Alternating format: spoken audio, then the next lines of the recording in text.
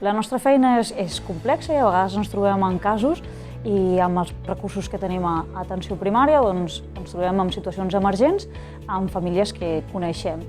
D'aquí rau la importància de fer aquestes simulacions i integrar-les cada dia en la nostra feina i que formin part de la formació contínua per tal de que quan ens trobem en una situació real puguem comunicar-nos entre nosaltres, saber comunicar a la família la situació que estem vivint i trobar material o saber què és el que hem d'utilitzar en cada cas.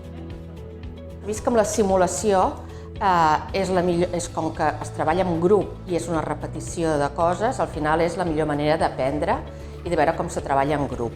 La simulació, pròpiament dita, es basa en 3 parts. La primera part, que s'anomena briefing, seria la presentació al reste de grup del que és la simulació i del que es trobaran ells a dins. Després tenim la part de la simulació pròpiament, que és el cas. Cadascú agafa un rol i després ja es troben amb la situació. I allí, sobretot, el que es treballa, a part de la situació en crisi, el saber treballar bé en equip, i que tot sigui més fluid.